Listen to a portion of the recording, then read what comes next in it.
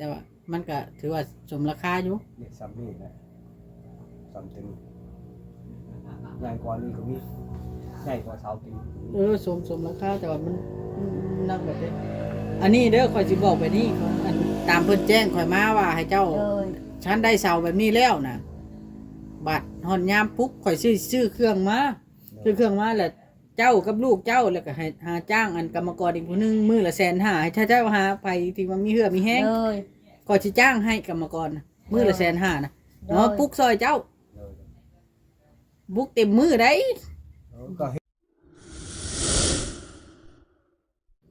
ฝากติดตามเบาโอลิแหน่เด้อพี่น้องเบิดสุปูสุคนสบายดีเด้อพี่น้องทักทายสบายดีพี่น้องเบิดสุปูสุคนเบิดสุมองสุบอลพี่น้องมื้อนี้อยู่กับเบาโอลิซาแนวอีกแล้วพี่น้องเนาะมื้อนี้เบาโอลิมาเฮือนปาวอนพี่น้องเนาะมาวอนตอนแรงๆพี่น้องประมาณ3 โมง 4 โมงเพราะว่ามื้ออื่นกับมื้อฮื้อน่ะเฮาอาจสิบ่ได้มาเพราะเฮาสิเฮ็ดบุญน้ำตาพ่อเนาะพี่น้องเนาะเฮ็ดบุญน้ำพ่อเบาลินั่นแหละก็คือมื้ออื่นนะเฮาก็ต้มมื้อฮื้อเฮาก็ตั้งของบุญแล้วก็มื้อตึ้งพุ่นล่ะมื้อตึ้งอีก2-3 มื้อพุ่นล่ะเฮาสิได้มาบัดนี้นะเฮาก็เลยมื้อนี้เฮาก็เลยสิมาเว้าเรื่องเสาเรื่องเฮือนเรื่องศาลเนาะพี่น้องเพราะว่าทางจูลี่เพิ่นให้สร้างใหม่เลยเฮือนนั่นน่ะให้สร้างใหม่แล้วก็เอาซ้ำเก่านี่ละอาจสิบ่ซ้ำเก่าคักปานใดบ่ซ้ำเก่าคักปานใดเนาะแต่ว่าก็ให้สร้างใหม่เนาะกันซ้ำเก่านี่ค่อนข้างจะเบิดหลายเติบอยู่บ่ลีว่าบ่ลีไล่เบิ่งจะเป็น5x7พุ่น5x6x7 พุ่นล่ะ9 ต้นเสาเนาะใหญ่กว่าเพิ่นปะออดหลายเติบพี่น้องเนาะใหญ่อีหลีคันสร้างใหม่นะมีตัวเฮาซื้อมาแล้วได้หลายอันแล้วได้พี่น้องกระจอกกระจาดค่ะถ้าบ่พอก็ยังจักหน่อยแต่ละอย่างก็เอื้อยเพิ่นว่าสร้างไม้โลดแล้วก็ตัวใดที่ใช้ได้เฮาก็มั่งเอาอยู่หั่นมาใช้คือเป็นแป้นเป็นหยังถ้ามันยังใช้ได้เฮาก็ใช้ถ้าบ่ใช้ได้เฮาก็ซื้อใหม่ก็ง่ายๆซะเอาตัวที่มันใช้ได้น่ะมาใช้เพราะเฮือนแล้วมันเป็นเสาไม้น้อยไม้กลมไม้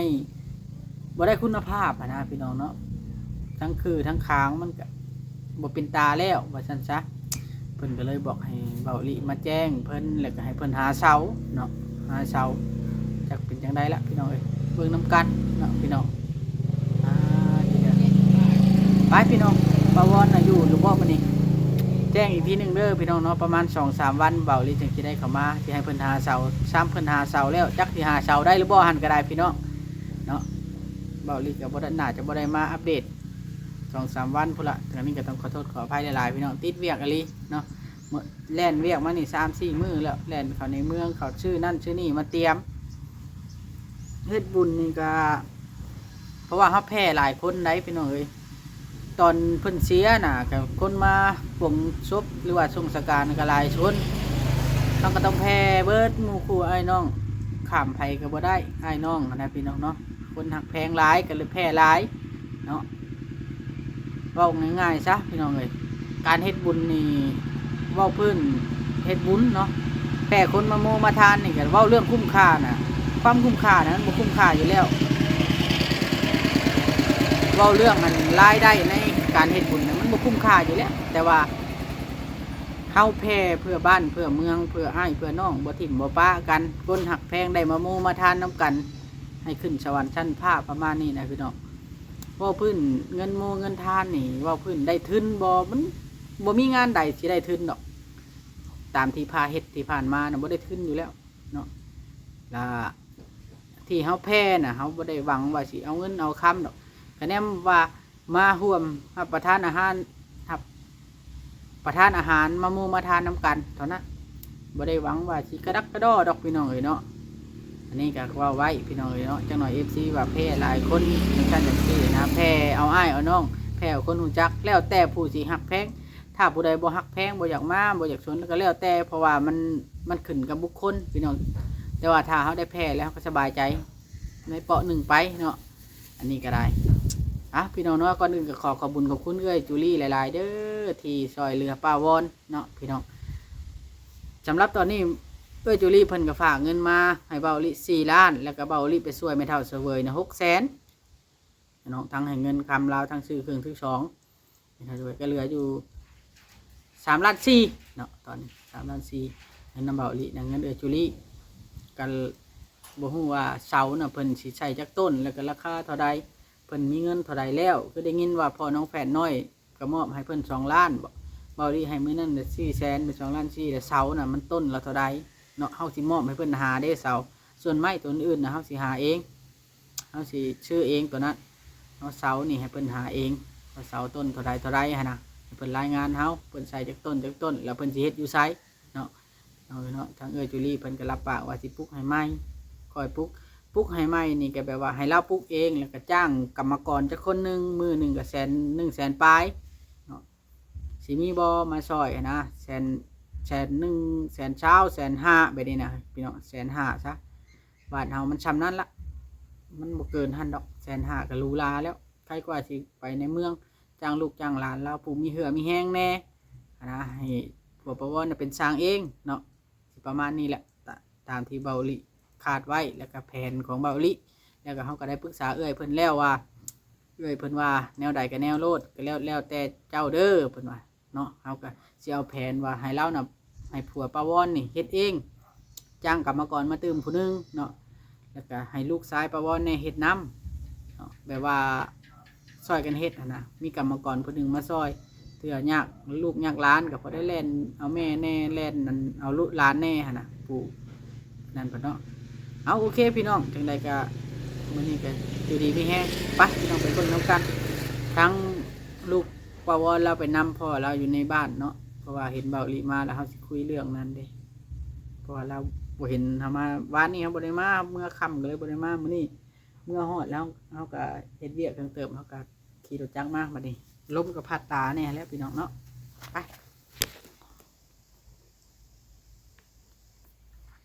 พี่น้องเนาะ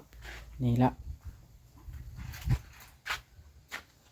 นี่แล้วเบาลิเว้านะถ้าเราจะอยู่ต่ำให้เราแปลงอยู่นี่แล้วก็อยู่นี่แต่ว่านี่มันมีขี้แบ่หลายโพดเนาะ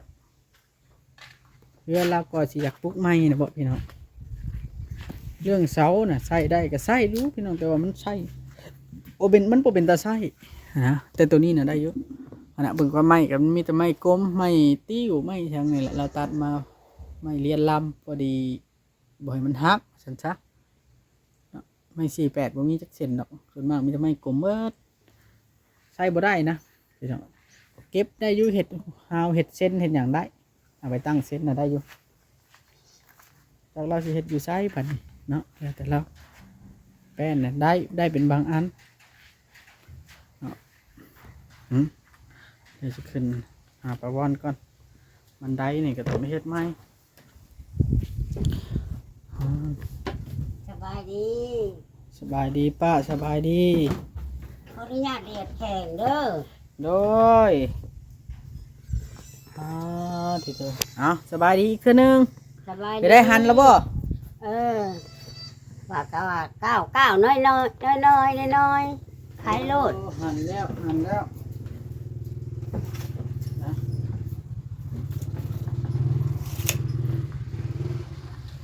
เราไปกับผู้ใดไปกับลูก แล้วไปกับปักน้อยๆ อ๋อไปขี่รถไว้ผู้ใดได้ มันไปหาเขาแก่เขาให้ เป็นได้เสาน่ะได้แล้วบ่ ได้แล้วชาวหันเงินดันต้น พอน้องแพทย์เอามา แม่ ให้ น เนี่ย แม่นพอน้องแพงให้2 ล้านก็น้อยก็ไปถกแล้ว เหลือเท่าไรบ้านี่บ่พอ ยังเหลืออยู่ล้านหนึ่งชาวหันผู้ที่เห็นไรก็มันพอจะว่าเป็นนี้พอจะว่ามึงจะนี่หันผู้ที่3 ล้านไรกับเรามาแล้วยังเหลืออยู่ล้านหนึ่งบัดนี้ฮะเดี๋ยวไปถอกแล้ว2 ล้านนะเขาน้อยบริจงเงินไว้ดอกที่จะเข้าโบราณปลาคายแล้วโป้งโลด ปรุงรสแล้วแก้เสาได้จากเขาบ่ได้มาส่งบ่ เขาบริมาส่งแก่เขาแล้วเขาจะได้200,000เขาน้อยแล้วบ่มีเงิน ขายเสาก็ระว่ามาส่งเสามันต้นใหญ่สำไรขึ้นราคาสูง ใหญ่สำกระตุกเนี่ยว่ะ หืม สำกระตุกใหญ่ได้ ชำทางซีนี่บ่ สำกระตุกน้ำกินนี่ แล้วเฮ็ดได้สิย่อได้บ่ขึ้นใหญ่แท้ ไอ้ก็หาเอ่ยน้องดอกยอมบัดมือยอ ว่าอย่ามันทันมือ3 คำได้เช้าหนึ่งก็เอาว่า แต่ว่าได้แล้วเนาะเสาร์นี้ ได้ เนาะ แล้วทอดแต่ว่าเงินยังเคินข้างล้านเดียวหันทั้งได้นี่ได้แล้วสาวหาทอดแต่ว่าไปหาหลุดแก่มาคำว่าเจ้าของไม่เองเจ้าของเสาหาคำได้เงิน250,000แหละเขาแก่มาให้เป้าซีซะคู่มือนี่เพื่อก็หาเงิน รวมแล้วน่ะเป็น3,250,000บ่รวมเบิด แม่แหละแม่ ค่ะ แม่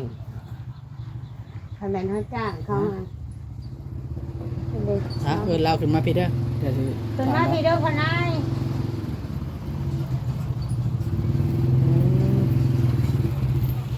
ของพ่อลุงบ่นี่เราซื้อมา โดยเห็นจะมา ขึ้นมาพี่ขึ้นมาพี่ ดีใจเหรอ ฮะ เห็นหนูหนามาก็ดีใจแล้ว อย่า อย่าเฝ้าหายค่อยมามื้อนี้ก็ค่อยสิมาเบิ่งเสาเบิ่งหยังนั่นแหละจักค่ำแล้วมื้อนี้น่ะ ออกมาคำหนึ่ง มื้ออื่นพุ่นละว่าคำหนึ่ง คำหนึ่งบ่มือนี้ได้สอง มื้ออื่นมื้อ มือดับติ มื้ออื่นมื้ออื่นคำหนึ่ง มือคำหนึ่งสอง อ่ะ มือตึ้ง อ่ะสบายดีลุงสบายดี สบายดี เดี๋ยว ดีแฮง ๆเป็นจะได้แล้วบ่เสา ได้เก่าเสา เก่าต้น มีร บ่ ถแก่ โอ้เฮ็ดจังได๋ล่ะบัดนี้บ่มีรถแก่ รถแก่นี่เรียกชื่อเพื่อนหลังนี้ ฮะ เพื่อนใกล้ๆวัด เพื่อนสองสันเนี่ย เพื่อนไกลวัดน่ะว่าเจ้าชื่อหันบ่ โดย เออ ทำไมได้สองแสนห้าแล้วเขาแก้เขาอะ 3 ล้านเฮ้ยเสาเก่าเสา มันใหญ่เติบอยู่บ่เสา ใหญ่ได้สำไม้แกนได้ เออ ไม้แกนทำนั้น สมมุติว่าได้เสามาแล้วถ้าเจ้าสิปลุกอยู่ไสบัดนี้ ปุ๊บต่อ นี่บ่อยู่แถวๆวังหนังไผ่นี่บ่ โดย แม่ เฮ็ดจำเก้านี่บ่หรือว่าจะได้ เฮ็ดจำเก่านี่แล้วขนาด แทกมึงก็ ขนาดไว้ได้เฮ็ดแถวเดียวกันเลยแถวเดียวกันเลยเลย ทางพี่ละป้ามันเป็นเดินบ่ เป็นเดินเป็นหน้า เดิ บ้าน น มันจังสบายเข้ามา มันจังสบายบ้านนี้แหละสิปั้นให้ลูกคนละหลองคนละหลองเจอบาปไปถือบุญสบายบ่ให้เขาเถียงกัน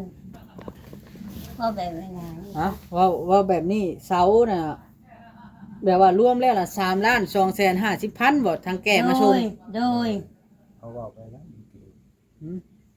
กินนี่นะเขาบอกไปหาผู้ลืมปัด แต่ หม ว่า อกบูมี่ ฮะ หมอกแก่บูมี่ แต่ว่าอัน มีแต่ว่า เสาน่ะตัดแล้วบ่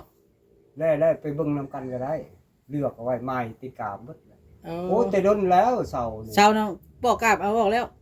กาบบูมี่เสาไม่รอน เฮงคักแล้ว แต่ว่ามันก็ถือว่าสมราคาอยู่ นี่ซ้ำนี่แหละซ้ำถึง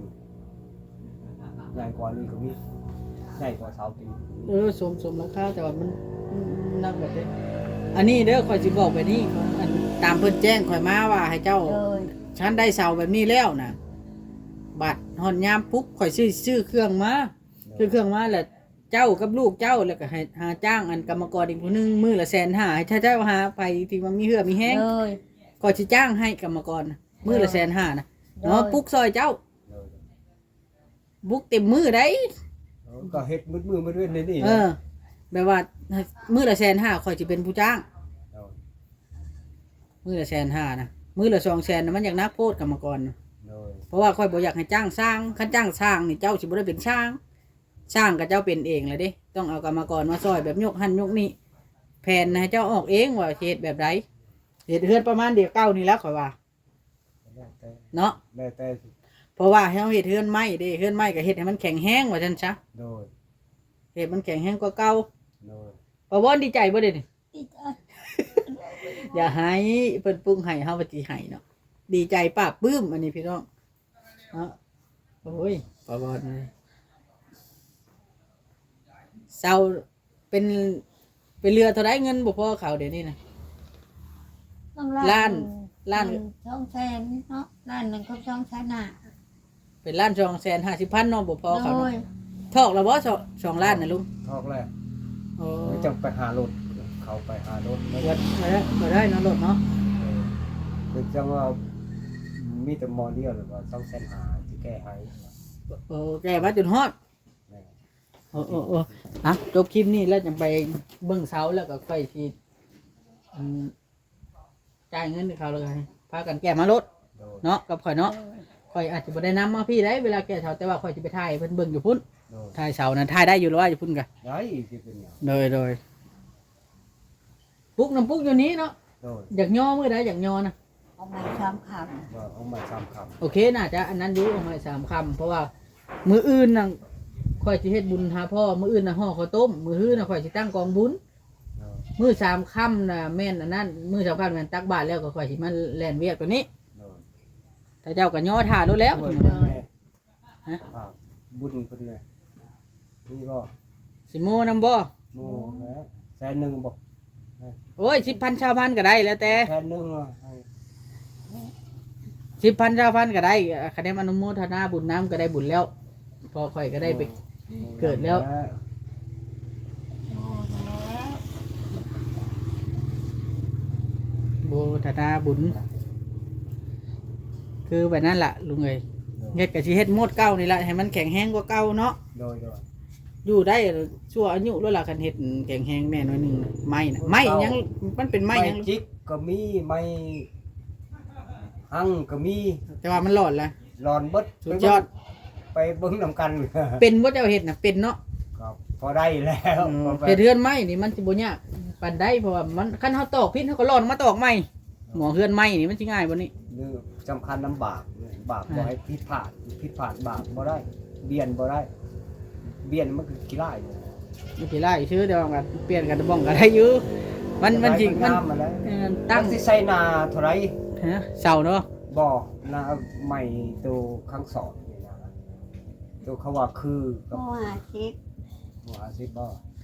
เบิ้งก็สิหานั่นให้นี่งานเงินทอนให้ บ่ได้ไปฮอดจอดถึงเด้อขน่อยโง่น้ำอยู่เรือนก็น่อยไปบ่ฮอด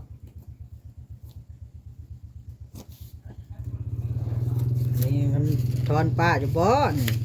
เตมีอยู่ป้าสาธุนำเด้อป้าเด้อเดี๋ยวสิจดไว้ โอ้ย ไปสิจดไว้ว่าบาง บุญฮอดยอดแก้วก็ได้ไปหกไปงานไปล้างถ้วยล้างหมวกอันนี้บุญบ่ฮอดแล้วบุญฮอดแต่ก็มีค่า ได้แล้วสาธุป้าเด้อ โอ้ยทนาเนาะโอ้โห อ๋อเดี๋ยว ให้ฮอดเติมเราให้อยู่กายสบาย โด ใจ ยโดย เราไป สาธุ เกิดบนดีถึงสุขจะเวียนตายเวียนเกิดนี่โลกสงสารนี่สนุกแล้วให้สนุกเลยห่างแล้วให้ห่างเลย โดย สาธุ เอาอันแนวใดกับเพิ่นว่าเพิ่นสิช่วยเฮ็ดให้ โดย ดังนั้นเพราะว่าเฮาซื้อเครื่องซื้อของมาหลายแล้วเพิ่นว่าสังกะสีเฮาก็เฮามุงทั้งหลังลงก็ให้มัน8ฟุตทางนั้นเนาะให้มัน8ฟุตทางนั้นนะแล้วทางนี้เฮาก็ซื้อตื้มสมมุติว่า แบบนี้นะเฮาก็ซื้อตื้มอีกใช้จักตัว10ฟุตบ่คันเฮาอยากให้มันยาวก็ได้นะให้มันต้อง8ฟุตกับ10ฟุตต่อกันสมมุติต่อลงมาไปนี่ทางหลังนะให้มัน8ฟุตอันเดียวได้ แบบต้องแบบแบบนั้นได้ลุงเอ้ยเพราะว่าเขาซื้อสังกะสีมาไว้แล้วมันฉันมันผิดพลาดกับสังกะสีเขาได้เนาะ แม่นต้องเอาทรงตัวนี้ แม่น ใช่ ต้องเอาทรงตัวนี้ใส่แบบนี้กันใช่แล้วผิดพลาดสังกะสีเขาเลยสังกะสีเขาบ่จักความเฮ็ดได้บ่นี่ โดย เจ้าอยากได้ทั้งนี้ยาวก็เอา10ฟุตมาต่อเอา อ๋อ เนาะหรือว่าเอา8ฟุตกับ8ฟุตมันก็ยาวเติบแล้วเด้สมมุติว่านะ เปิดพุทธก็16เลยเด้อเนาะ ยาวลงมาแบบนี้นะเขาจังสิได้ชื่อแบบเดียวเบิดถือมาเติมก็ได้ มันบ่พอจักแผ่นแล้วเขาจังไล่เบิ่งเขาขึ้นโครงห่างไว้ก่อน โดย ตัวนั้นฮะกระจอกกระจาดกันเนาะ ไม่มีใส่ไม่อันน้ำเพียงแต่ว่าบอกเพิ่นนะแม่ไม่ทั้งหลุมมันนะ ไม่ถึงลง ขางบ่ ข้าง ขางเอาหน้าซิปก็ได้ตีมเก้าเสาแข้งหาหน้าซิป เพื่อหาบาปมันจังถูกถือ ห กั น้าน 10ชั้นนี้เลยนี่หน้า10เลยนี่เฮ็ดแม่แทงเบิดหน้า10 หน้าซิปหรือมอน น้อยๆนั่นแหละ มอนนี่ ห นะ น้า10เบิดเลยข้างมันสิได้บ่ ได้หน้าซิ ได้ ป แล้วก็ได้ ได้หน้าซิปแล้วได้ข้างคางนะ ข้อซองก็หน้า10เลย แม่ นาง คิดหมดนั่นแหละ คือก็หน้า10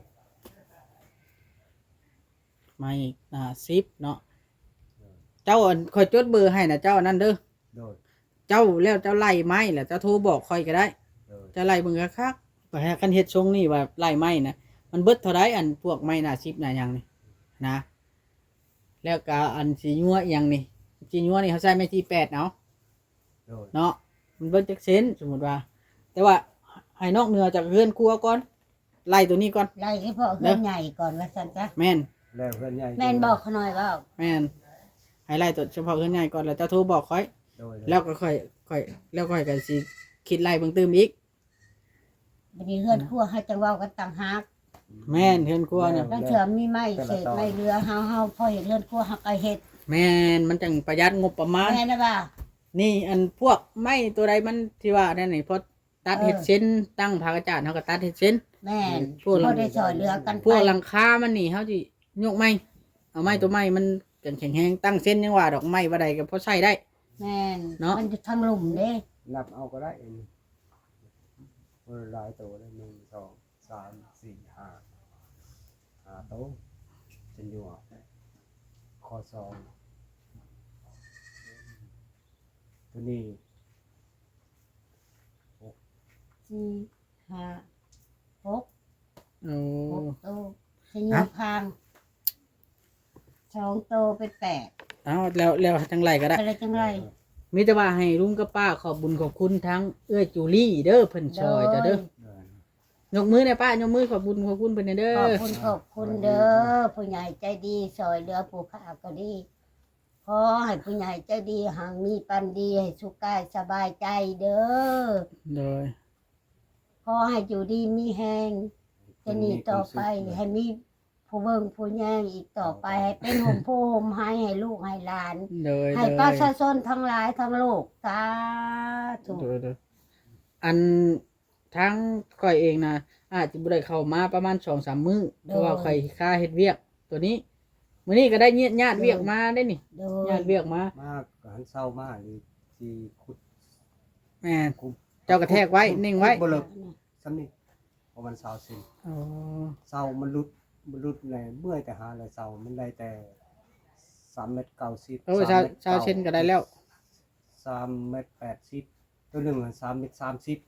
4 เมตร 30มันมีลำเดียว ที่ นี่ จะมาผู้ดีใจ ยาวกว่าหมู่เอา ชาวเช่นก็โอเคแล้วตั้งแล้วเขาก็ตีใจเอา โดยแม่น เนาะ โดย ให้ยังปะยังดีใจ บ่เป็นหยังบัดมันแล้วจังให้เนาะโอเคเดี๋ยวสิให้ลุงแทกเบิ่งก่อนว่าเฮือนเกตแบบทำตัวนี้นะแบบนี้เฮือนมันเท่าไหร่คุณเท่าไหร่ปะโอเคเด้อลุงเด้อเอ้ยโอเคเด้อป้าเดี๋ยวค่อยกลับก่อน โดยโชคดีฮะ พี่น้อง ชอบอะไร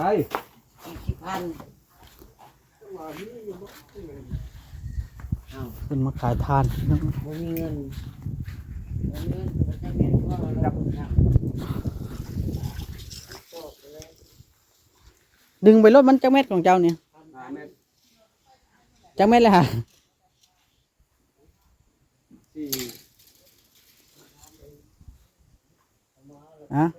ปนเอากันบ่ฮอดกะกันบ่สุดกันเลย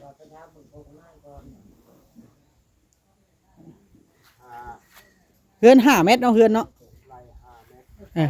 ฮะ จักรถไฟบรรทุกเลยรถไฟเจ้าของฐานนั่นแหละ เจ้าข้าจะแก่เนาะเสาเนาะ 5 คูณ 6บ่ แกเลย บ่แล้วให้เขาแก้มาเลยให้เจ้าของไม้ฮะ เจ้าของเขาเลยแก 5 คูณเม็ด50บ่5 ซะ5 เครื่องนั่นก็หาเครื่องนี่ก็หา พอดี5บ่เอา5คูณ5เอาช่ำเก้านี่ได้หรือ5คูณ6บ่ เอาห้อง3 เมตรเป็นหยัง ฮะ ห้อง3 เมตรก็เป็น6 เมตร6 คูณ 6เนาะ 6คูณ6 6คูณ6คักบ่แต่ว่ามันบ่เป็นปุ่มบ่ปุ่มดอกบัดเฮาต่อเฮือนครัวเนาะบัดเฮาต่อเฮือนครัวเนาะ6คูณ6ก็ได้แล้วแต่ ห้อง3 เมตรเอาตัวนี้ของบ่ฮอด3 เมตร2 เมตร 50ไล่5 เมตรนี่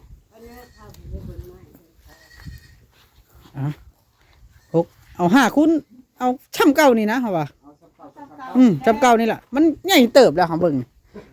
เฮาว่ามันใหญ่เติบแล้วเพื่อเฮาต่อเฮือนครัวอีกนี่ใหญ่เติบแล้ว หาคูณหาเอาเนาะ แม่นเอา5คูณ5นี่ โดย คันเสามันใกล้กันเท่าไรแห้งแน่นเท่านั้น โดย มันใหญ่แล้วได้พี่น้องเอ้ยเนาะกว่าสิว่านี่หั่นนะบ่หรือว่ามันใหญ่แล้วน่ะเบิ่งเทียบกับคนใหญ่ละ5x5นี่เพราะเขาจังได้กล้าอีหยังมันถึงง่ายข่อยว่ามันกว้างแล้วเพื่อเขาจะเอาเฮือนครัวได้5x5เด้อพี่น้องสรุปแล้วเบาลิสิสรุปให้ประมาณนี้แหละเอาเดี๋ยวสำหรับคลิปนี้เบาลิสิได้ขอตัวก่อนเด้อพี่น้องเนาะบาทนี้นะเบาลิสิอาจจะได้ขอตัวก่อนเดี๋ยวสิไปเบิ่งเสาก่อนบัดนี้ไปเบิ่งเสาก่อนพี่น้องเนาะก็โอเคพี่น้องขอบุญขอบคุณเอ้ยจูลี่เด้ออาจสิบ่ได้เข้ามาประมาณ2-3 มื้อเด้อเอ้ยเด้อเอาลุยเวียกเนาะแล้วจบภารกิจนี้ก็พอดีได้เสาได้หยังมาก็พอดีมาเริ่มงานเลยสั่งไม้สั่งหยังเข้ามาก็บ่ยากบัดนี้เนาะโอเคจังได๋ก็สบายดี